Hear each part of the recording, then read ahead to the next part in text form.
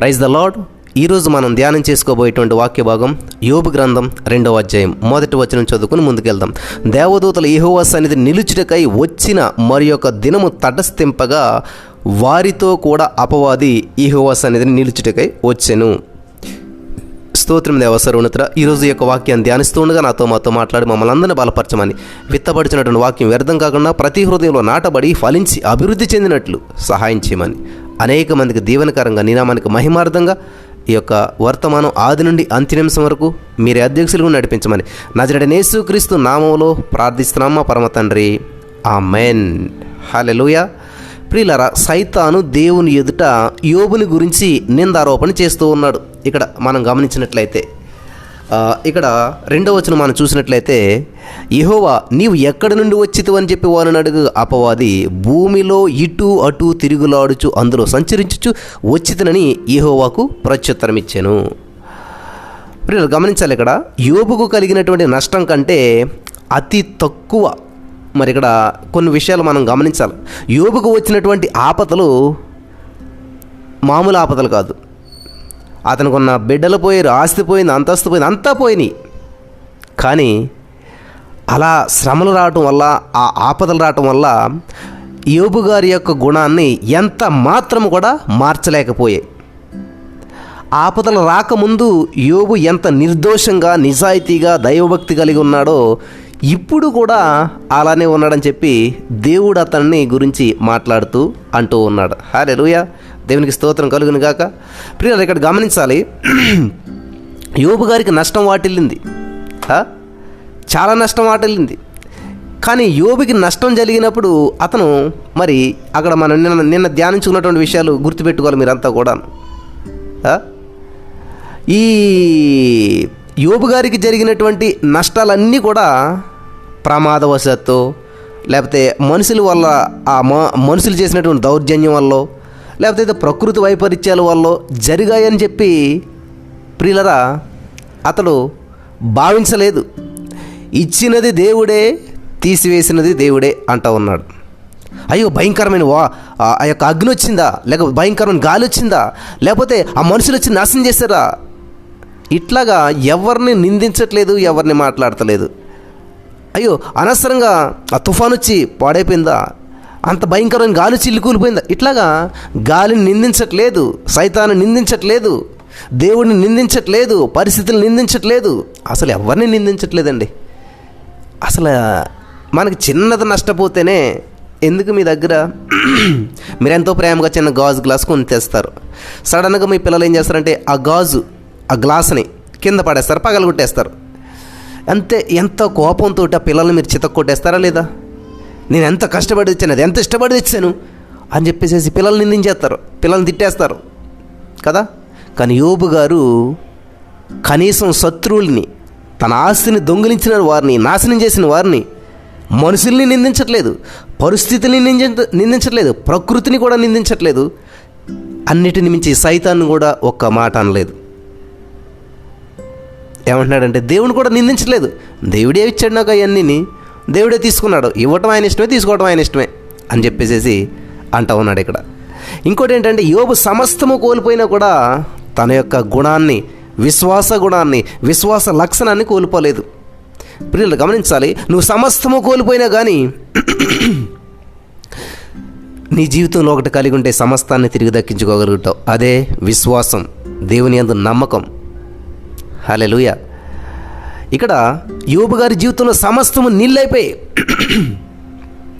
కానీ ఆయన యొక్క విశ్వాసం మాత్రం కోల్పోలేదు. దేవునికి మహిమ కలుగును గాక. హల్లెలూయా. 3వ వచనం మనం చూద్దాం. అందుకు యెహోవా నీవు నా సేవకుడైనటువంటి యోబు సంగతి ఆలోచించవా? అతడు యథార్థవర్తనుడు, న్యాయవంతుడునై దేవుని యందు భయభక్తులు కలిగి చెడుతనమును విసర్జించువాడు, భూమి మీద అతని వంటి వాడు ఎవడనూ లేడు. నిష్కారణముగా అతనిని పాడు చేయుటకు నీవు నన్ను ప్రేరేపించినను అతడు ఇంకను తన యథార్థతను వదలక ఉన్నాడు అనగా. ఇప్పుడు గమనించాలి, అపవాది ఏమంటున్నాడంటే అప్పుడు 4వ వచనం, అపవాది చర్మము కాపాడుకొనుటకై చర్మమును, తన ప్రాణమును కాపాడుకొనుటకై తనకు కలిగిన యావత్తును నరుడిచ్చును కదా. గమనించాలి, ఇక్కడ ఇక్కడ 5వ వచనం కూడా చదువుకుని ముందుకెళ్తే, ఇంకొకసారి నీవు చేయి చాపి అతని ఎముకను అతని దేహమును మొత్తిని ఎడల నీ ముఖం ఎదుటనే దూషించి నిన్ను విడిచిపోతాడు అని చెప్పి అంటూ ఉన్నాడు. ఇక్కడ సైతాన్ గడు ఏమంటున్నాడంటే, యోబుకు వాటిల్లినటువంటి నష్టాల మూలంగా అతడు దేవుని దూషించలేదు నిజమే, కానీ ఇది యోబుకు దేవునిపై ఉన్నటువంటి నిజమైనటువంటి భక్తి వల్ల కాదు అంటూ ఉన్నాడు. సైతాన్ గడు ఏమన్నాడు తెలుసా, దేవుడా నీ మీద ఏదో భక్తి ఉందని అనుకుంటున్నావా, అతనికి పోయింది నష్టం ఏంటి, భూమి పోయింది, ఆస్తి పోయింది, ఇవన్నీ పోయినాయి, దానివల్ల అది కాదు, నీ మీద ఉన్న నిజమైన భక్తి వల్ల కాదు. నిజంగా ఒకవేళ యోబు గనక దేవుని దూషిస్తే మరి ఒకవేళ యోబు ప్రాణం నువ్వు తీసేసుకుంటావేమో అని చెప్పేసి నేను దూషించట్లేదు. గమనించాలి ప్రియులారా, చాలా అద్భుతమైనటువంటి విషయం ఇక్కడ మనకు దేవుడు తెలియజేస్తూ ఉన్నాడు. ఇక్కడ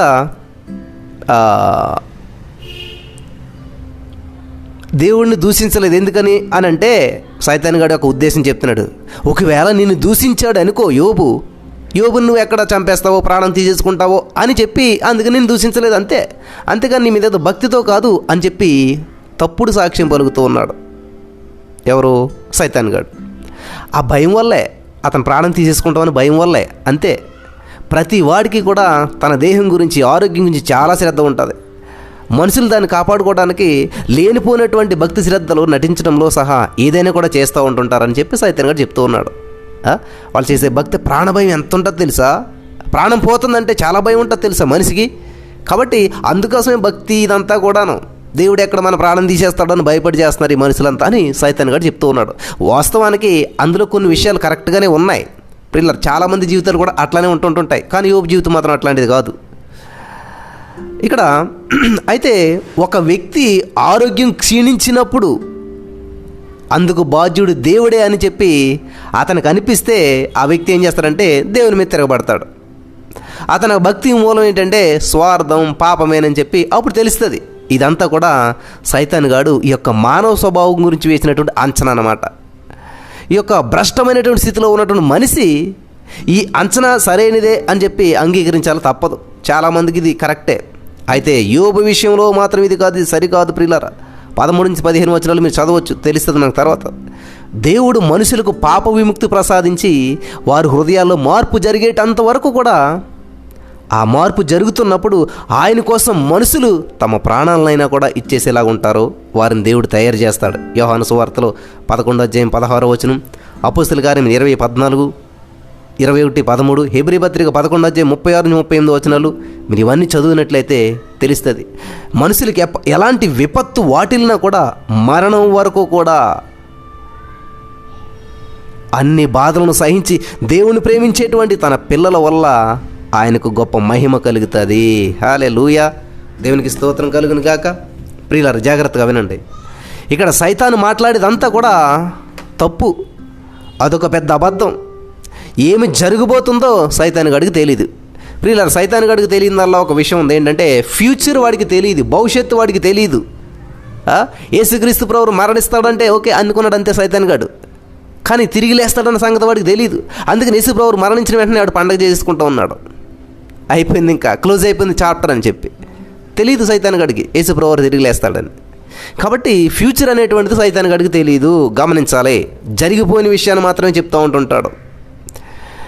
ఇక్కడ యోబు దేవుని శపిస్తాడని చెప్పి అనుకున్నాడు ఈ సైతాన్ గడు, కానీ యోబు దేవుని శపించడానికి బదులు స్తుతించాడు. ఇది మెయిన్ అండ్ ఇంపార్టెంట్. శపించవలసినటువంటి సమయంలో కూడా దేవుని స్తుతించడం అన్నది వండర్ అన్నమాట. నిజంగా మనం అటువంటి స్థితిలో ఉండగలుగుతున్నామా? ప్రతికూల పరిస్థితుల్లో కూడా ప్రభువుని స్తుతించగలుగుతున్నామా? యోబు తనకున్నదంతా కూడా కోల్పోయాడు, అయినా కానీ యోబు దేవుని దూషించలేదు, నిందించలేదు. అయితే సైతాను గాడు మాత్రం యోబుని అంతటితో వదిలేయలేదు. జాగ్రత్త ప్రియులారా, సైతాను గాడికి సిగ్గుండదు. వాడు నిన్నెన్నిసార్లైనా కూడా వెంటాడుతూనే ఉంటుంటాడు. యోబుకు కఠిన పరీక్ష పెట్టవలసిందని చెప్పి మళ్ళా సలహా చెప్తున్నాడు దేవుడికి. ఎటువంటి శిక్ష అంటే కఠిన శిక్ష. 2వ అధ్యాయం 5వ వచనం, ఇంకోసారి నీవు చేయించావు అతని ఎముకను అతని దేహమును మొత్తినేడలా అతడు నీ ముఖం ఎదుటి నిన్ను దూషించి నేను విడిచిపోవును అని చెప్తూ ఉన్నాడు. యోబు వ్యక్తిగతంగా ప్రియులరా బాధలు తనను చుట్టినప్పుడు అనేకమైనటువంటి బాధలు తనను వేధిస్తూ ఉంటే తట్టుకోలేకపోతున్నాడు. గమనించాలి ప్రియులారా. అయినా కానీ అతడు తన యొక్క విశ్వాసాన్ని కోల్పోలేదు. మరో మాట, దేవదూతలందరూ కూడా దేవునికి లెక్కప్ప చెప్పాలి. అలాగే సైతానుగాడు కూడా దేవదూతే కాబట్టి సైతానుగాడు కూడా ప్రతీది కూడా దేవునికి చెప్పి ఒప్పు తీరాలి. ఆ మాటకు వచ్చినట్లయితే మనకి బైబిల్ గ్రంథంలో మనం చూసినట్లయితే అపోస్తలులైనటువంటి పౌలు గారు మాట్లాడుతూ కొరింథీయులకు రాసినటువంటి 2వ పత్రిక 5వ అధ్యాయం 10వ వచనం మనం చదివినట్లయితే అక్కడ ఎందుకనగా తాను జరిగించిన క్రియలు చెప్పిన అవి మంచివైనా సరే చెడ్డవైనా సరే దేహముతో జరిగించిన వాటి ఫలమును ప్రతి వాడు పొందినట్లు మనమందరమును క్రీస్తు న్యాయపీఠము ఎదుట ప్రత్యక్షము కావాలను. ప్రియులు గమనించాలి, ఈ వచనం ప్రకారం మన గృహ నిర్వాహకపు లెక్క దేవునికి అప్పగించాలి ప్రతి వారు కూడాను. హల్లెలూయా, దేవునికి స్తోత్రం కలుగును గాక.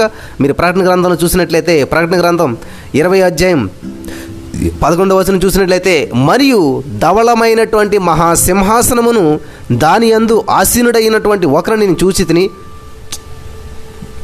భూమి ఆకాశములు ఆయన సముఖము నుండి పారిపోయిను, వాటికి నిలువ చోటు కనబడకపోయిను. మరియు గొప్పవారేమి కొద్దివారేమి మృతులైన వారందరూ కూడా ఆ సింహాసనం ఎదుట నిలవబడి ఉండేది చూసి తిని అప్పుడు గ్రంథములు విప్పబడిను మరియు జీవ గ్రంథం వేరొక గ్రంథం విప్పబడిను. ఆ గ్రంథములో యందు వ్రాయబడి ఉన్న వాటిని బట్టి తమ క్రియలు చెప్పున మృతులు తీర్పు పొందిరి. సముద్రము తనలో ఉన్న మృతులను అప్పగించెను, మరణము పాతాళ లోకమును వాటి వశమున ఉన్నటువంటి మృతులను అప్పగించెను, వారిలో ప్రతివాడు తన క్రియలు చెప్పున తీర్పు పొందెను. హల్లెలూయా. 14 మరణమును మృతుల లోకమును అగ్నిగుండములో పడవేయబడెను. ఈ అగ్నిగుండము 2వ మరణం. ఎవని పేరైనను జీవగ్రంథం రాయబడినట్టు కనబడని ఎడల వాడు అగ్నిగుండములో పడవేయబడెను. అర్థమైంది కదా తీర్పు గురించి. కాబట్టి ఇక్కడ ప్రకటన గ్రంథం 20వ అధ్యాయం 11 నుంచి 15 వచనాల్లో చూసినట్లయితే దేవుని యొక్క ధవళ వర్ణ సింహాసనం ఉన్నది అక్కడ. ఈ సింహాసనం ఎదుట విశ్వాసులు నిలువరు. అమ్మా కరెక్ట్గా వింటున్నారా? ఈ సింహాసనం ఎదుట విశ్వాసులు నిలవరు. ఎక్కడంటండి? ధవళ వర్ణ సింహాసనం ఎదుట విశ్వాసులు నిలవరు. మరి ఎవరు నిలబడతారు? వారు అక్కడ ఉండరు. ఈ ధవళ సింహాసనం ఎదుట అవిశ్వాసులు తమ లెక్క అప్పగించాలి. గమనించాలి, ఈ ధవళ సింహాసనం ఎదుట అవిశ్వాసులు తమ లెక్కను అప్పగించాలి. తీర్పునకు వారు లోను కాకుండా తప్పదనమాట. లోను కావాల్సి వస్తుంది. వాళ్ళు ఎవరైతే అవిశ్వాసం ఉంచారో వాళ్ళంతా కూడా తీర్పు పాలవుతారు. అర్థమవుతుందా? కాబట్టి ఇక్కడ దేవదూతలు, సైతాను, మానవులు అందరూ కూడా దేవుని ఎదుట నిలబడవలసిందే. ఆయన దేవుడు, ఆయన మన సృష్టికర్త. మానవుడు సృష్టించబడినటువంటి వాడు. ఇతడు కొన్ని పరిమితులకు లోనై ఉంటాడు మానవుడు. మనమంతా కూడా సృష్టికర్తకు తలొగ్గవలసిందే. సైతాను మీద కూడా దేవునికి అధికారం ఉన్నది. దేవుడు సర్వశక్తిమంతుడు, సైతానుగాడు సర్వశక్తిమంతుడు కాదు. సైతానుగాడు శక్తిమంతుడు మాత్రమే, సర్వశక్తిమంతుడు కాదు. సర్వశక్తిమంతుడు మన దేవుడు, సర్వోన్నతుడు. హల్లెలూయా. కాబట్టి సైతానుగాడికి శక్తి పరిమితం, లిమిటెడ్, కానీ దేవుడికి అన్లిమిటెడ్. ఇది మీరు గ్రహించాలి. ప్రియులారా గమనించాలి. ఇక్కడ సైతాను తాను ఏం చేస్తున్నది దేవునికి చెప్పాలా, లెక్క అప్పచెప్పాలా. సైతాను ఈ యొక్క భూమి మీద అటు ఇటు తిరుగాడుతూ ఉంటుంటాడు. నిష్కారణంగా యోబుకి కష్టాలు వచ్చాయి, పరీక్ష మొదలైంది. దేవుడు యోబుని శిక్షించడం లేదు, తిట్టడం లేదు. ప్రియులు గమనించాలి, వింటున్నారా? కొట్టడం లేదు. కానీ ఈ విషమ పరీక్ష ద్వారా యోబు దేవునికి ఇంకా ఎంతో సన్నిహితమవుతాడు. కొన్నిసార్లు మనం ఈ యొక్క విశ్వాసులు శ్రమల్లో ఉంటే చూసి ఆ యొక్క విశ్వాసులను దేవుడు శిక్షిస్తున్నాడు అంటూ తీర్పు తీర్చేస్తూ ఉంటుంటాం. మీలో చాలామంది అనేటువంటి మాట ఇది, మనలో చాలామంది అనేటువంటి మాట ఇది అనమాట. ఏంటంటే ఎప్పుడైనా సరే దేవుని నమ్మినటువంటి వారికి శ్రమలు వచ్చినప్పుడు, ఏదైనా ఇబ్బంది వచ్చినప్పుడు మనకు ముందుకు వెళ్ళి కొలితే ఇంకా తెలుస్తుంది యోబు గ్రంథంలో. వెంటనే మన బంధువులు, మన స్నేహితులు వచ్చేమంటో తెలుసా? ఏదో తప్పు చేశావు నువ్వు, ఏదో లోపం ఉంది, ఏదో దానివల్లే నీకు ఇలాగైంది. జాగ్రత్త నా ప్రియమైనటువంటి సహోదరి స్నేహితులారా. ఇంకా దేవుడు నమ్ముకున్న వాళ్ళు ఏమంటారు తెలుసా? విశ్వాసాలకు ఎవరికైనా కష్టాలు వస్తే దేవుడు శిక్షిస్తున్నాడు, మరి నువ్వు చేసినటువంటి పనులు అలా ఉన్నాయి కాబట్టి దేవుడు నేను శిక్షిస్తున్నాడు, అందుకే నీకు ఈ జబ్బు, అందుకే నీకు ఈ సమస్య, అందుకే నీకు ఈ ప్రాబ్లం, దేవుడు నేను శిక్షిస్తున్నాడు అని చెప్పి తీర్పు తీరుస్తారు ప్రియులారా. అది సరికాదు. అది సరికాదు, ఎవరో తీర్పు తీర్చకూడదు. యోబు గొప్ప విశ్వాసి కనుక కఠిన పరీక్ష. మనకు అంత కఠిన పరీక్ష రాలేదు అంటే యోబుకున్నంత విశ్వాసం లేదని అర్థం. అమ్మ ఒకసారి మళ్ళీ వినండి, మళ్ళీ చెప్తాను. యోబుకి ఎందుకు అంత కఠినమైన పరీక్ష వచ్చింది అని మనం ఆలోచన చేసినట్లయితే, యోబు గారు గొప్ప విశ్వాసి. గొప్ప విశ్వాసికి కఠిన పరీక్షలు ఎదురవుతుంటుంటాయి. కాబట్టి మనకు అంత కఠినమైన పరీక్షలు రాలేదంటే మన అంత గొప్ప విశ్వాసం కాదు. కాబట్టి చిన్న పరీక్ష ఎట్టిన ఫెయిల్ అయిపోతాడో, కాబట్టి వీడికి పరీక్ష పెడతాం అనవసరం. తెలుసు కదా మాస్టర్కి, మన మాస్టర్ దేవుడే. కాబట్టి మన సామర్థ్యం తెలిసి ఎలా చేస్తాడనమాట. ఇక్కడ యోబు దిట్ట విశ్వాసంలో. కాబట్టి సైతాన్ నువ్వు వెళ్ళుకో, ఏం చేసుకుంటావు చేసుకో, నా బిడ్డ దగ్గర ఫుల్ టాలెంట్ ఉంది, నువ్వు ఎటువంటి ఎగ్జామ్ పెట్టినా పాస్ అవుతాడు అని చెప్పాడు. గొప్ప విశ్వాసి కాబట్టి యోబు. ప్రియులారా, మనకు అంత కఠినమైనటువంటి పరీక్షలు రావట్లేదు, ఎందుకంటే యోబు గారికి ఉన్నంత విశ్వాసం మనకి లేదు కాబట్టి.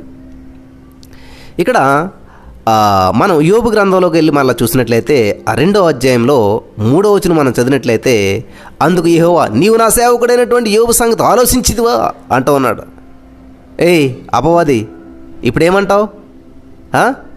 సంతానం పోయింది, ఆస్తిపాస్తులు పోయాయి, అయినా కూడా యోబు చూసావా, నన్ను దూషించలేదే, యోబు ఎలాంటి వాడో నీకు తెలిసిపోయిందా, అర్థమైందా అని చెప్పి సైతానుతోటి దేవుడు అంటూ ఉన్నాడు.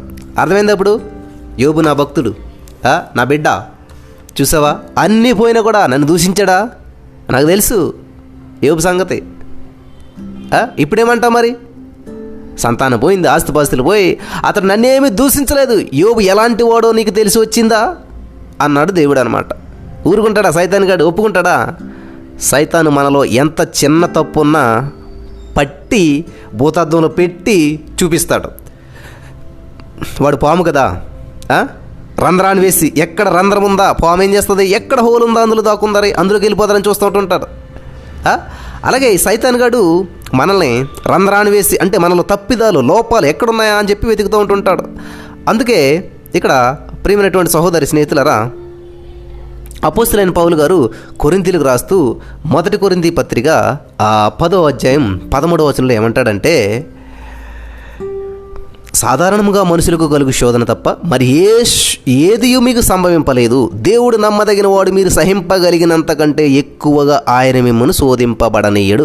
అంతేకాదు సహింపగలుగుటకు ఆయన శోధనతో కూడా తప్పించుకుని మార్గమును కలుగజేయును. ఇది చాలా ప్రాముఖ్యమైనటువంటి విషయం. యోబుకు వచ్చిన శ్రమల మళ్ళా చరిత్రలో ఇంతవరకు ఎవరికి రాలేదు. అంటే ఏంటంటే అంత సహించేటువంటి వారు ఎవరు లేరు అని అర్థమవుతుంది అనమాట. యోబుకున్నంత సహనం ఎవరికీ లేదు, యోబు అంత సహనశీలు ఎవరు లేరు, యోబు అంత గొప్ప విశ్వాసులు ఎవరు లేదు, ఈ భూప్రపంచం మీద మరలా ఎవరు రాలేదు. కాబట్టి అందుకే అంతటి ఘోరమైన శ్రమలను దేవుడు ఎలా చేయలేదు. గమనించాలి ప్రియులారా, నీ జీవితంలో చాలా భయంకరమైన సమస్యలు వస్తున్నాయంటే నువ్వు గొప్ప విశ్వాసివి అని అర్థం అనమాట. నువ్వు వాటిని జయించగలుగుతావు, వాటి ద్వారా దేవుని మహింపరచగలుగుతావు అని చెప్పేసి అర్థమవుతుంది అందరికీ. దేవునికి స్తోత్రం కలుగును గాక.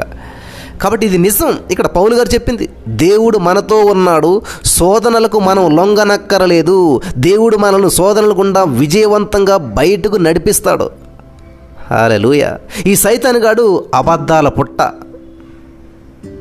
సైతాన్ అంటున్నాడు యోబు గ్రంథంలో మనం చూసినట్లయితే 2వ అధ్యాయం 5వ వచనంలో వాడు ఏమంటాడంటే, ఇంకోసారి నువ్వు చేయి చాప అతని యొక్క ఎముకలను అతని దేహాన్ని మొత్తు అంటా ఉన్నాడు. యోబు తన ప్రాణం కాపాడుకోవడానికి ఏమైనా ఇస్తాడయ్యా. ప్రాణం పోతుందంటే అప్పుడు ఇచ్చేస్తాడు, విశ్వాసం కూడా ఇచ్చేస్తాడు, విశ్వాసాన్ని కూడా అమ్మేస్తాడు, దూషించేస్తాడు నిన్ను. సైతాను యోబుగా తప్పుగా అంచనేస్తున్నాడు, తక్కువగా అంచనేస్తున్నాడు, తప్పుగా అంచనేస్తున్నాడు. అతని ప్రాణానికే ముప్పు వచ్చిందంటే యోబుకు తప్పకుండా దేవా నిన్ను శపించేస్తాడు అంటున్నాడు ఇక్కడ సైతాన్ గాడు. 6-7 వచనాలు చూద్దాం. అందుకు యెహోవా అతడు నీ వశమునున్నాడు, అతని ప్రాణం మాత్రం నువ్వేం ముట్టవద్దు అని చెప్పి సెలవిచ్చాడు. కాబట్టి అపవాది యెహోవా సన్నిధి నుండి బయలు వెళ్ళి అరికాలు మొదలుకొని నన్నెత్తు వరకు బాధలో కురుపులతో మొత్తెను. ప్రియులు గమనించాలి, ఇక్కడ దేవుని అనుమతి లేనిదే సైతాను గాడు మనలను ఏమీ చెయ్యలేడు. అయితే దేవుడు సైతానుకు అనుమతి ఎందుకు ఇస్తాడు? ఎందుకంటే అనుమతి ఇవ్వకపోవడం కంటే ఇవ్వడమే మేలని చెప్పి ఆయనకు తెలుసు. ఈ భూమి మీద ఉన్నప్పుడు ఈ విషయం మనకి పూర్తిగా అర్థం కాదు. మరి ఎప్పుడు అర్థమవుతుంది బ్రదర్? పోయాక అర్థమవుతుంది. ప్రాణం పోయాక. భూమి మీద ఉన్నంతకాలం మనిషికి శ్రమ వచ్చిందంటే కష్టమే అనిపిస్తూ ఉంటుంటుంది. యెషయా గ్రంథం మీరు 55వ అధ్యాయం చూసినట్టయితే ప్రియులరా, యెషయా గ్రంథం 55వ అధ్యాయం 8-9 వచనాల్లో మనం చూసినట్లయితే, నా తలంపులు మీ తలంపులు వంటివి కావు. దేవుడు చెప్తున్నాడు, మీ త్రోవలు నా త్రోవలు వంటివి కావు. ఇదే యెహోవా వాక్కు. ఆకాశములు భూమికి పైన ఎంత ఎత్తుగా ఉన్నవో, మీ మార్గముల కంటే నా మార్గములు, మీ తలంపుల కంటే నా తలంపులు అంత ఎత్తుగా ఉన్నవి అని చెప్పి పాత నిబంధనలో దేవుడు చెప్తూ ఉంటుంటే, అపోస్తలులైనటువంటి పౌలు గారు కూడా కొరింథీయులకు రాసినటువంటి పత్రిక 11వ అధ్యాయం 33-34 వచనాల్లో ఏమంటా ఉన్నాడంటే ఆయన, ఆహా, దేవుని బుద్ధి జ్ఞానముల బాహుళ్యం ఎంతో గంభీరము, ఆయన తీర్పులు శోధింపనెంతో అసఖ్యములు అంటే సఖ్యము కానటువంటి, ఆయన మార్గములు ఎంతో అగమ్యములు అంటే గమ్యములు కానటువంటివి, దొరకనటువంటి ప్రభు మనసును ఎరిగిన వాడేవాడు, ఆయనకు ఆలోచన చెప్పిన వాడేవాడు అని చెప్పేసి ఇక్కడ పౌలు గారు ప్రశ్నిస్తూ ఉన్నాడు. ప్రియమైనటువంటి సహోదరి స్నేహితులరా, జాగ్రత్తగా వినండి. సైతానుకు అదును చిక్కితే మనుషులను బాధించడానికి తనకు చేతనైందంతా కూడా చేస్తాడు. ఒంటి మీద ఒక్క కురుపే ఎంతో యాతన పెట్టేటువంటి పరిస్థితి కదండి మనకి. ఎంతో బాధాకరంగా ఉంటుంది ఒక్క కురుపేస్తేనే. కనీసం చిన్న పెనిసి చికెన్ గుచ్చితేనే ఎవరన్నాను చాలా బాధ అనిపిస్తుంటుంది. అటువంటిది మంట, దురద, యాతన పెట్టేటువంటి పుండ్లు శరీరం అంతా కూడా లేవడం అనేటువంటిది ఎంత దుర్భరమో, ఎంత భయంకరమో ఊహించుకోండి ఒకసారి. ఈ రోగం వల్ల యోబు అనుభవించినటువంటి యాతన ఈ గ్రంథంలోని అనేక వచనాల ద్వారా మనకి అర్థమవుతుంటుంది. 2వ అధ్యాయం 8వ వచనం, 3వ అధ్యాయం 24వ వచనం, 6వ అధ్యాయం 10వ వచనం, 7వ అధ్యాయం 4-5 వచనాలు, 13వ అధ్యాయం 28వ వచనం, 16వ అధ్యాయం 8వ వచనం, 17వ వచనం, 17వ అధ్యాయం 1వ వచనం, 19వ అధ్యాయం 20వ వచనం, 30వ అధ్యాయం 17-30 ఈ వచనాలన్నీ చదివితే యోబు అనుభవిస్తున్న బాధ ఎంత తీవ్రమైనటువంటిదో మీకు అక్కడ స్పష్టంగా తెలుస్తుంది. ఒక్కసారి ఆ యొక్క వచనాలని చదువు చూడండి నా ప్రియమైనటువంటి సహోదరి స్నేహితులారా. ఇక్కడ యోబు 2వ అధ్యాయం 8వ వచనం చూసినట్టయితే, అతడు ఒళ్ళు గోకు కొరుటకే చిల్ల పెంకు తీసుకొని బూడిదలో కూర్చున్నాడు అంటుండే. చిల్ల పెంకు తీవ్ర, మరి అతను చెప్పలేమన్నమాట, వర్ణనాతీతం. తీవ్రమైనటువంటి దుఃఖానికి ఇది గుర్తు. చాలా తీవ్రమైనటువంటి దుఃఖాన్ని అనుభవిస్తున్నటువంటి వాడికి మనకు అక్కడ కనిపిస్తూ ఉన్నది ప్రియులారా. మనం ఇర్మియా గ్రంథంలో మనం చూసినట్లయితే 6వ అధ్యాయం 26వ వచనం మీరు చదివినట్లయితే, ఇర్మియా గ్రంథం 6వ అధ్యాయం 26వ వచనం చూసినట్లయితే, నా జనమా, పాడు చేయువాడు హఠాత్తుగా మా మీదకు వచ్చుచున్నాడు, గోనెబట్ట కట్టుకుని బూడిద చల్లుకొనుము, ఏక కుమారుని గురించి దుఃఖించినట్లు దుఃఖము సలుపుము, ఘోరమైన దుఃఖము సలుపుము అని చెప్పి అక్కడ మనం చూస్తూ ఉన్నాం. అలాగే మీరు గమనించినట్లయితే యోనా గ్రంథంలో కూడా, యోనా గ్రంథం 3వ అధ్యాయం 6వ వచనంలో కూడా మనం చూసినట్లయితే అక్కడ దేని వాక్యం జరుగుతుందంటే, ఆ సంగతి నినివే రాజునకు వినబడినప్పుడు అతడును తన సింహాసనం మీద నుండి దిగి తన రాజవస్త్రమును తీసివేసి గోనెబట్ట కొట్టుకుని బూడిదలో కూర్చుండెను. విలపిస్తూ ఉన్నారు వాళ్ళంతా కూడా, ఏడుస్తూ ఉన్నారు దేవుని సందులో. హల్లెలూయా. జాగ్రత్తగా ఉన్నారు ప్రియులారా. యోబు గ్రంథం 2వ అధ్యాయం 9వ వచనం మనం చూసినట్లయితే, అతని భార్య వచ్చి నీవింకను యథార్థతను వదలక యుందువా, దేవుని దూషించి మరణము కమ్మనెను. ఇక్కడ సైతాన్ గాడు మనకి 2వ అధ్యాయం 3వ వచనంలో మనం చూసాం. ఏమనంట, దూషించట్లేదు, దేవుణ్ణి దూషించట్లేదు అని చెప్పేసేసి చెప్తూ 4-5 వచనాలు మనం చూసినట్లయితే, యోబుకి నష్టాలు ఎన్నో వచ్చాయి, బాధలు ఎన్నో వచ్చేసేసే, కానీ నేను దూషించట్లేదు నిజమే, కానీ అతను ప్రాణం మీదకి వచ్చిందంటే ఖచ్చితంగా నేను దూషించేస్తాడు. ఇప్పుడు సైతాన్ గాడి యొక్క మెయిన్ టార్గెట్ ఉద్దేశం ఏంటంటే, ఏదో విధంగా యోబు చేత దేవుని దూషించేలా చేయాలి. ఇక్కడ యోబు గారి భార్య వచ్చేమంటుందంటే, ఆత్మహత్య చేసుకోండి అనట్లేదు. ఎందుకండి బాధ అనిపించడం, మీరు ఆత్మహత్య చేసేసుకోండి, ఊరేసుకు చనిపోండి, లేకపోతే ఇందులో ఇట్లా చెప్పట్లేదు. ఆమె దేవుని దూషించమంటా ఉంది. ఇండైరెక్ట్గా సైతాన్ గాడు ఆవిడికి ఎలాగంటే మంచి ఆలోచనలాగా ఒక ఆలోచనిస్తూ వచ్చాడనమాట. ఏమని, ఎందుకమ్మా అలా బాధపడుతుంటే నువ్వు ఎలా చూడగలుగుతున్నావు, ఇట్లా బాధపడుతూ బ్రతకడం కానీ చనిపోవడం మేలు కదా, ఇంత ఘోరమైనటువంటి పరిస్థితుల్లో ఇలా జీవించడం కంటేని. కాబట్టి అతను చనిపోవాలంటే అతను చనిపోలేడు. కాబట్టి అతను ఎప్పుడైతే దేవుని దూషిస్తాడో, దేవుడిని మాట అనేస్తాడో, అప్పుడు దేవుడు కోపం వచ్చి చంపేస్తాడు కదా. కాబట్టి ఆ సలహా ఇది నువ్వు చెప్పొచ్చు కదా అన్నట్టు సైతాన్ గాడు ఆవిడకు ఆలోచన చెప్పి ఉండొచ్చు, లేకపోతే ఆలోచన ఇచ్చి ఉండొచ్చు. అందుకనే ఆమె అంతకాలం సైలెంట్గా ఉంది. 10 మంది పిల్లలు చనిపోయి ఎక్కడా మాట్లాడినట్లేదు, ఆస్తి కోల్పోయింది, అన్ని కోల్పోయినా కూడా ఎక్కడా మాట్లాడినట్లేదు ఆమె. కానీ భర్తకు వచ్చిన బాధను చూసి తట్టుకోలేకపోతుంటుంటే అదే అదునుగా దొరికింది సైతాన్ గాడికి.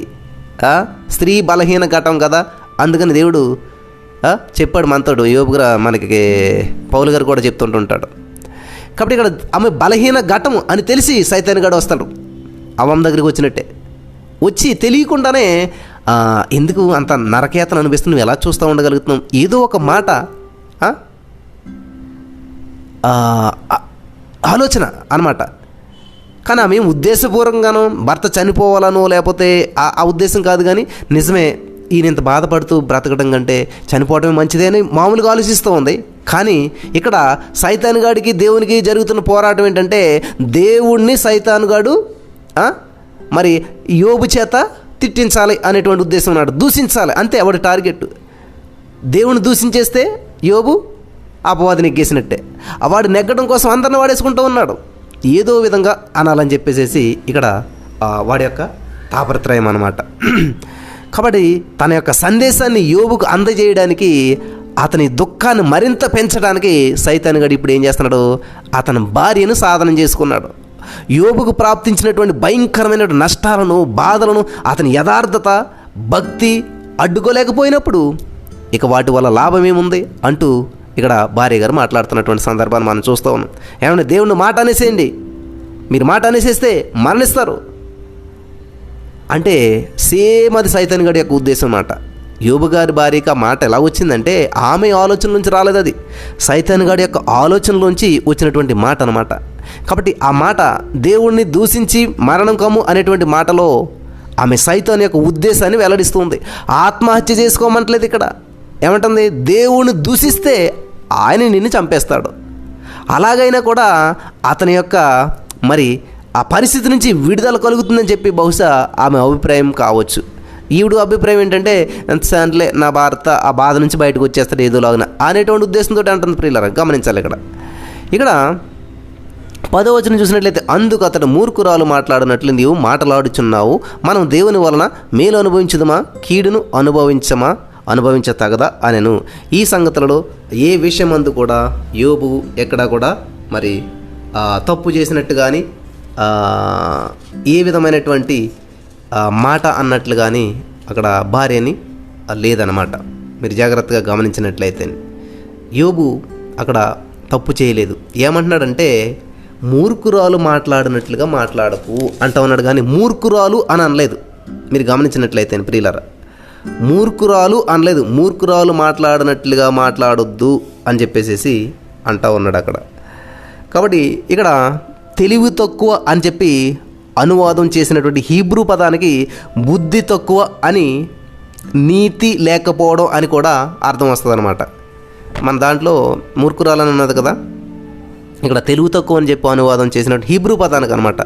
మనకు తెలుగులో చూసినట్లయితే బుద్ధి తక్కువ అని లేకపోతే నీతి లేకపోవడం అని చెప్పి కూడా అర్థం వస్తుంది అనమాట. ఇక్కడ తెలుగు తక్కువ దానా అని చెప్పి యోబు తన భార్యని తిట్టడం లేదు, కానీ తెలివి తక్కువ ఆడదానిలాగా నువ్వు మాట్లాడుతున్నావు అని మాత్రం అన్నాడు అనమాట. ఒక విషయం యోబు గారికి తెలిసి ఏంటంటే మనం కూడా అది గ్రహించాలి. యోబు గారు మాత్రమే కాదు, మనం కూడా గ్రహించాలి. అదేంటంటే ఒక్క రోజునే ఆమె కూడా తన 10 మంది పిల్లలను కోల్పోయింది, తన భర్త పడేటువంటి వేదన చూస్తూ ఉంది. హఠాత్తుగా మరి మీరు పొరపాటున ఒక పిల్లవాడిని కోల్పోతేనే మీరు మనుషులు అవరు, చాలా బెంగ పట్టేస్తారు, మంచం పట్టేస్తారు, ఎంతమంది బంధువులు వచ్చి ఓదార్చిన కూడా ఓదార్పు నొల్లరు. కానీ ఆమెకు 10 మంది పిల్లలు చనిపోయారు ఒకే రోజుని. మరి ఎంత బాధపడి ఉంటుంది? అవన్నీ చూడలేదా? చూశాడు యోబు గారు. కానీ అప్పుడు కూడా ఆమె బాధపడలేదు, అప్పుడు కూడా ఆమె దేవుని దూషించమని అనలేదు, అప్పుడు కూడా ఏ విధమైనటువంటి మాటలు రాలేదు ఆవిడికి ఎక్కడా కూడా. ఆస్తి పోయినా, పిల్లలు పోయినా, ఏది పోయినా కూడా ప్రియులరా గమనించాలి, ఏమీ కూడా దేవుని దూషించలేదు. ఎవరైనైతే ఒక్క పిల్లోడు పోతేనే తట్టుకోలేక పిచ్చోళ్ళు అయిపోతారు కదా.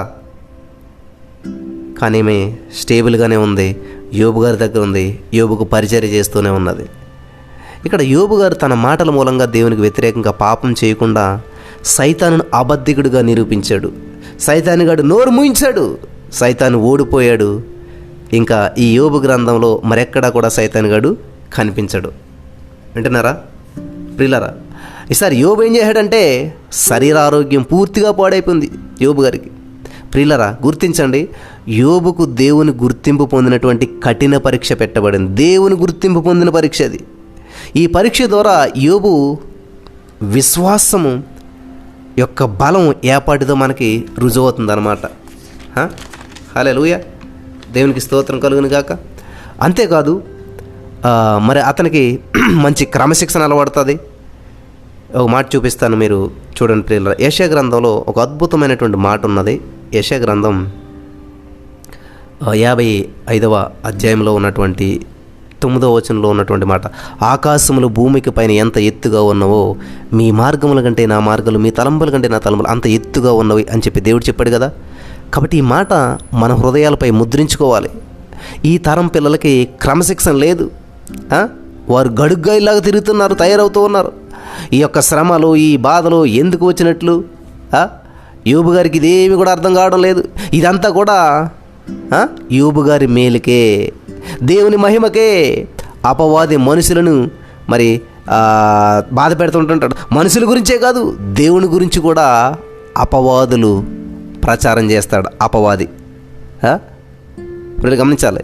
దేవా, నీవు యోబుకి అవి ఇవి ఇచ్చి నిన్ను ప్రేమించుతున్నట్లు నువ్వు చెప్పించుకుంటున్నావు అంతే అని చెప్పి దేవుని మీదనే వాడు ఏం చేస్తున్నాడంటే అభాండం వేస్తున్నాడు. ప్రియులు గమనించాలి. మనం అపోస్తలుడైన పౌలు గారు రాశారు కదండి, కొరింథీయులకు రాసినటువంటి 2వ పత్రిక 5వ అధ్యాయం మనం 11వ వచనం చూసాం కదా. అక్కడ దేవుని వాక్యం సెలవిస్తుందంటే, మేము ప్రభు విషయమై భయము నెరిగి మనుషులను ప్రేరేపించుచున్నాము, మేము దేవునికి ప్రత్యక్షపరచబడిన వారము, మేము మీ మనస్సాక్షులకు కూడా ప్రత్యక్షపరచబడి ఉన్నామని చెప్పి నమ్ముచున్నాము. 2 కొరింథీ 5:11లో ఉన్నటువంటి విషయం. కాబట్టి ఇంతకు యోబు గారికి వచ్చినటువంటి వ్యాధి ఏమిటి అని చూసినట్లయితే, వీపు దురద, చెల్ల పెంకుతో గోక్కుంటున్నాడు. అతని ఒంటి నిండా కూడా కురుపులు, పుండ్లు, శరీరం అంతా కూడా ప్రిల్లరా దురద, చర్మం వాసిపోయింది. మానసికంగా, శారీరకంగా యోబు ఎంతో బాధపడుతున్నాడు. ఇంతలో భార్య వచ్చి దేవుని శపించి చనిపోరాదు, ఎందుకు వచ్చింది అని చెప్పి సలహా ఇస్తుంది. గమనించాలి ప్రియులారా, యోబు పిల్లలందరినీ కూడా మరి హతం చేసినటువంటి సైతానుగాడు మరి భార్యను మాత్రం ఎందుకు ఉండనిచ్చాడు? సైతానుగాడు పిల్లలందరినీ కూడా హతమాటానికి మరి ఆ గాలి అది తీసుకొచ్చేసాడు కదా. మరి భార్య ఎందుకు ఉండిపోయింది? 10 మంది పిల్లలు చనిపోయినా ఒక్క భార్యనే ఎందుకు ఉండిపోయింది అంటే, సైతానుగాడు ప్రియులరా కాదు అక్కడ ఆమెను బ్రతకనిచ్చింది. సైతానుగాడు కాదు ఆమెని క్షేమంగా ఉంచింది. సైతానుగాడికి అవకాశం ఇచ్చి ఎవరినైనా నాశనం చేస్తాడు. యోబు భార్యనేంటి అసలు యోబుని నాశనం చేసేయాలని చూస్తూ ఉన్నాడు. మరి యోబు భార్యను బ్రతకనిచ్చేలా చేసింది ఎవరంటే సైతానుగాడు కాదు, దేవుడు ఆమె బ్రతికే ఉండాలని చెప్పి కోరాడనమాట. విశ్వాస పరీక్షలో నెగ్గిన తర్వాత తిరిగి దేవుడు యోబుకు సంతానమును అనుగ్రహిస్తాడు. అందుచేత యోబు భార్య బ్రతికి ఉండాలని చెప్పి దేవుని యొక్క చిత్తం అనమాట. అయితే సైతాను యోబు భార్యను అతని మీదకి, అతని ఆలోచన ఇప్పుడు యోబు స్నేహితులు ప్రయోగించాలని చెప్పి యోబు భార్యను వాడుకున్నటువంటి సందర్భం అని చూస్తూ ఉన్నాం. ఈ విధంగా యోబును హింసించాలని చెప్పి అతని ఆలోచన ఇప్పుడు యోబు స్నేహితులు మరి వచ్చారనమాట. సైతానుగాడు మనిషిని హింసించడానికి వస్తువులను వాడుకుంటాడు, వ్యక్తులను వాడుకుంటాడు, చుట్టుపక్కల వాళ్ళని వాడుకుంటాడు, బంధువులను వాడుకుంటాడు, స్నేహితులను వాడుకుంటాడు, అనేక మందిని పురుకొల్పి మన మీదకి పంపిస్తూ ఉంటుంటాడు. ఇప్పుడు యోబు స్నేహితులు వచ్చారు. మనకి 2వ అధ్యాయం 11వ వచనంలో చూసినట్లయితే అక్కడ యోబు స్నేహితులు రంగప్రవేశం చేస్తారనమాట. ప్రియులారా గమనించాలి. యోబు గ్రంథం మనం చూసినట్లయితే 2వ అధ్యాయం 11వ వచనం మనం చదివినట్లయితే అక్కడ తేమాని అయినటువంటి ఎలీఫజు, సుహీడైనటువంటి బిల్దదు, నయమాతీయుడైనటువంటి జోఫరు అని యోబు 3 స్నేహితులు అతనికి సంభవించిన ఆపదలన్నింటినీ గురించి వినిన వారే అతనితో కలిసి దుఃఖించలేకుండా అతను ఓదార్చకుండా పోవాలని ఆలోచించుకుని తమ తమ స్థలములను విడిచి వచ్చిరి. రంగప్రవేశం చేస్తూ ఉన్నారు. 12, 13 వచనాలు కూడా మనం చూద్దాం. వారు వచ్చి దూరముగా నిలబడి కన్నులెత్తి చూసినప్పుడు అతని పోల్చలేక తమ వస్త్రములు చింపుకుని ఆకాశం తట్టు తలలో మీద ధూళి పోసుకుని ఎలుగెత్తి ఏడ్చిరి. అతని బాధ అత్యధికంగా నుండి నేను గ్రహించి ఎవరును అతనితో ఒక్క మాట నేను పలకగా రేయింపగల 7 దినములు అతనితో కూడా నేలను కూర్చుండిరి. 7 days 1 week ఉన్నారంటండి. గ్రేటే. ఏం మాట్లాడకుండా 6 రోజులు కూర్చోవటం మాటలా? స్నేహితులు యోబుతో నీ యథార్థత ఏపాటిది అంటూ ఉపన్యాసాలు చేయబోతున్నారు. ఇప్పుడు 3 స్నేహితులు కూడా మనకు పరిచయం అవుతున్నారు. ఎలీఫజు, చాలాసార్లు చెప్పాను నీకు. ఎలీఫజ్ అంటే ఎవరంటే ఇతడు తేమానీయుడు. తేమాను ఎవరంటే యాషావుకు మనవడు. గమనిస్తున్నారా? ఆదికాండంలో మనం చూసినట్లయితే నేను ఆల్రెడీ చూపించినది ఆదికాండం 36వ అధ్యాయంలో మీరు 11వ వచనం చూసినట్లయితే ఆదికాండం 36వ అధ్యాయం 11వ వచనంలో చూసినట్లయితే అక్కడ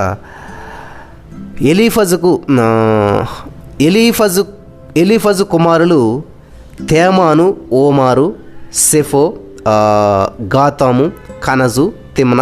యాసావు కుమారుడైనటువంటి ఎలీఫజునకు ఉపపత్ని. గమనించాలి, తిమ్న ఎవరంటండి? యాసావు కుమారుడైనటువంటి ఎలీఫజునకు ఉపపత్ని అని ఉన్నది ఇక్కడ గమనించాలి ప్రియమైనటువంటి సహోదరి స్నేహితులారా. ఇక్కడ మనం చూసినట్లయితే ఈ తేమానేమో ఏసావు మనవడు, అర్థమైంది కదా అందరికీ. ఆదికాండం 36 ఇక్కడ బిల్దదేమో సుహీడు సువాహు అనేటువంటి వాడు అనమాట. అబ్రహాముకు పుట్టినటువంటి కొడుకు సువాహు అనేటువంటి వాడు. ఈ పేరు ఆదికాండం 25వ అధ్యాయం 2వ వచనంలో ఉంది. మరి జోఫర్ ఎవరంటే ఇతడు నయమాతీయుడు అనమాట. నయమా అనేటువంటి ప్రదేశము ఉత్తర అరేబియాలో ఉన్నది కాబట్టి ఈ యొక్క దాఖలను బట్టి ప్రియులరా ఈ యోబు మరి ఆది గోత్రకర్తలైనటువంటి వారి కాలానికి చెందినటువంటి వాడని చెప్పి మనం నిర్ధారణ చేయగలుగుతూ ఉంటుంటాం. యోబు నివసించినటువంటి ప్రాంతం గుర్తించడానికి ఈ యొక్క మరి వివరాలు ఎంతగానో మనకి సహాయపడతాయి. ఈ ముగ్గురు స్నేహితులు ఎందుకు వచ్చారంటే యోబుతో కలిసి ఏడవడానికి వచ్చారు, సంతాపం చెందడానికి వచ్చారు, సానుభూతిని ప్రకటించడానికి వచ్చారు. వారు వచ్చారు. ఈ ముగ్గురు స్నేహితులు కూడా ఎంతవరకు మరి యోబుకి ఎంతో సన్నిహితంగా ఉన్నారు. అయితే ప్రస్తుత పరిస్థితుల్లో అతడు దయనీయంగా బాధలకు గురై శ్రమలను అనుభవిస్తూ ఉంటే వీరు యోబుకి దూరమైపోతూ ఉన్నారు. ప్రియులారా గమనించారు, ఇది ఎక్కడ విట్టూరం. అసలు సంగతి ఏంటంటే ఈ వేదాంతాలు దేవుని ఎరిగినటువంటి వారు కాదు ఈ ముగ్గురు స్నేహితులు కూడా. దేవుడు ఏ కార్యాలు ఎందుకు చేస్తారా వారికి బొత్తిగా తెలియదు వచ్చినటువంటి స్నేహితులకి. వేదాంతం మాత్రం గంటల తరబడి ఉపన్యాసిస్తూ ఉంటుంటారు, వేదాంతాలు చెప్తూ ఉంటుంటారు. ఇలా ఉంటే ఇలా జరుగుతుంది, నీతిమంతుడు అయితే శ్రమలు అనుభవించావు, నీతిమంతుడు అయితే బాగుపడతావు అని చెప్పేసి వాళ్ళ యొక్క వేదాంతాన్ని చెప్తూ ఉన్నారు. ప్రియులు గమనించాలి, ఇతరుల కష్టాలు ఎందుకు వస్తాయి, ఎందుకు ప్రమాదాలు దేవుని బిడ్డలకు కలుగుతాయి అనేటువంటి సంగతులు ఎరిగినటువంటి వారు బాధితులను ఏం చేస్తారంటే విమర్శించకూడదు. విమర్శిస్తూ ఉంటుంటారు మన శ్రమలు వచ్చినటువంటి వారికి తీర్పు చెప్పకూడదు.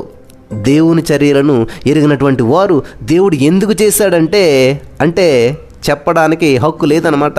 తెలియనప్పుడు మెదలకుండా ఉండాలి. తెలియనప్పుడు మెదలకుండా నోరు మూసుకుని నోరు కదపకుండా ఉంటే మంచిదనమాట. యోబు స్నేహితులు తమకు అంతా తెలిసినట్లే ప్రసంగిస్తూ ఉన్నారు. వాళ్ళు వేదాంతాలు వ్యాఖ్యానాలు యోబుకి ఆదరణ కలిగించకపోగా అతన్ని ఇంకా కూడా బాధ పెట్టాయి.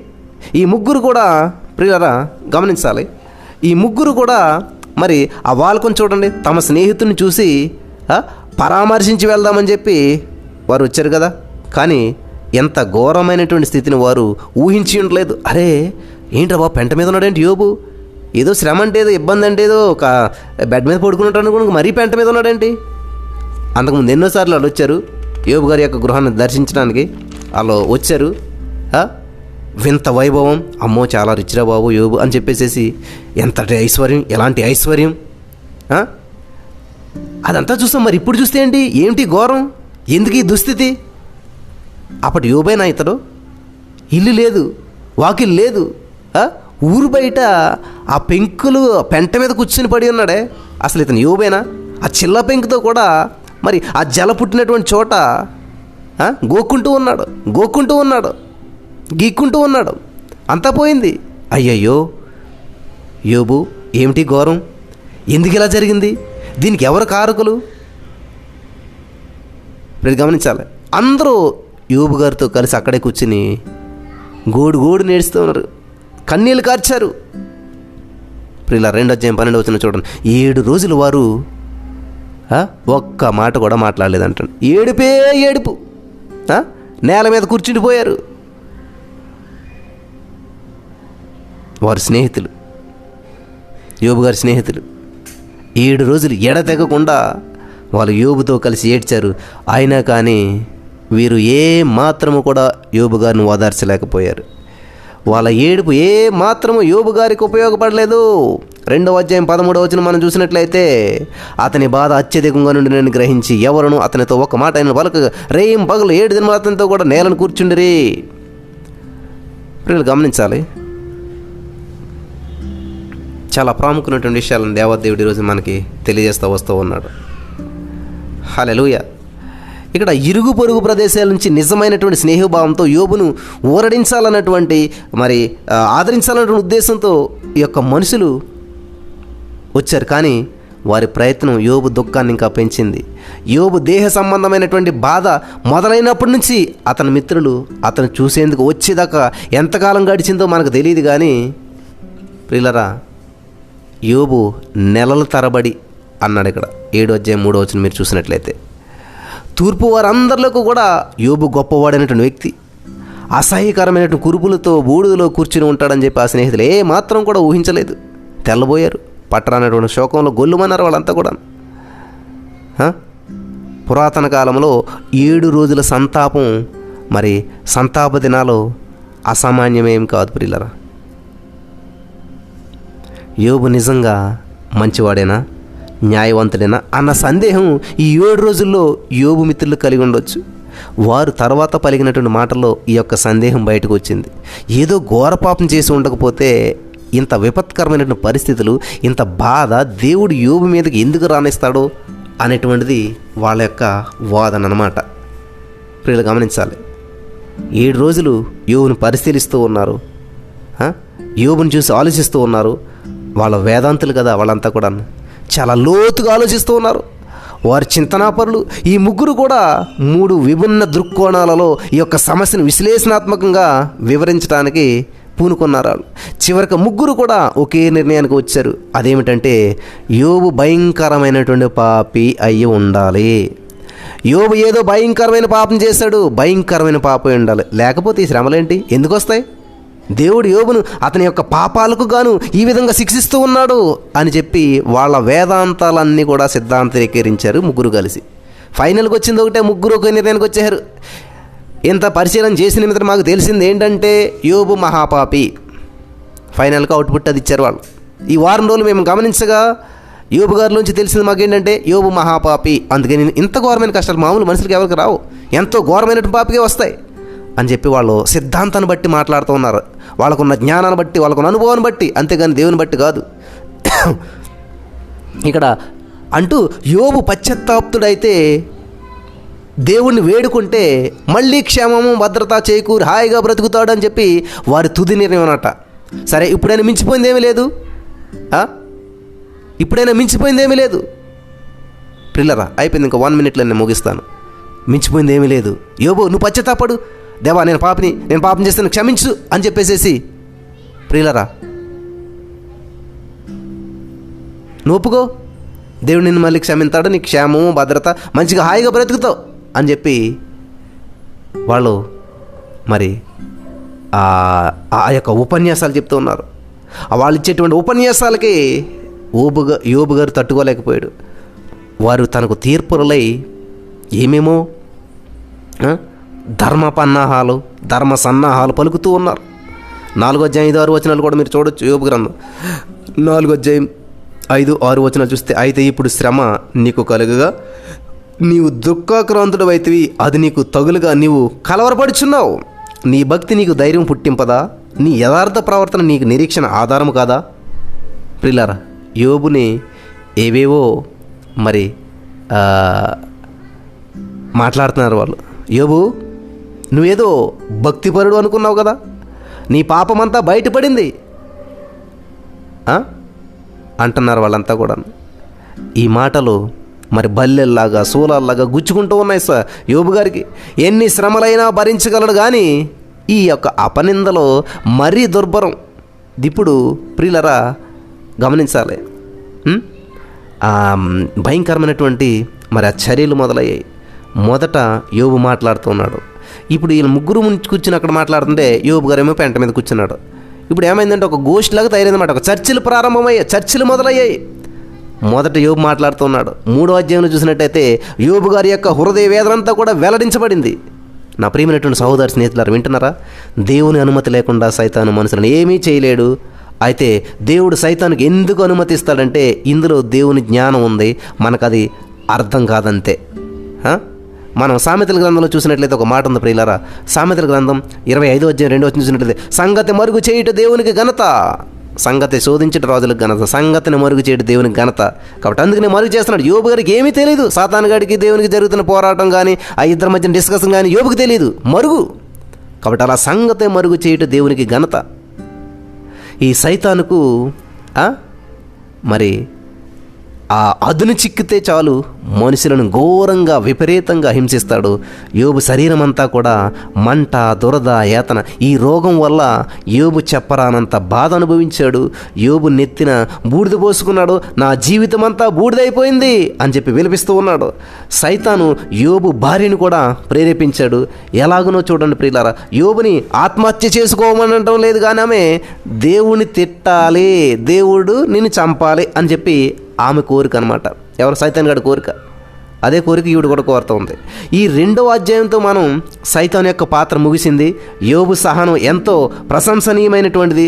యోబు విశ్వాస పరీక్షలో నెగ్గాడు. హల్లెలూయా, దేవునికి స్తోత్రం కలుగును గాక. బలపరచబడ్డారా?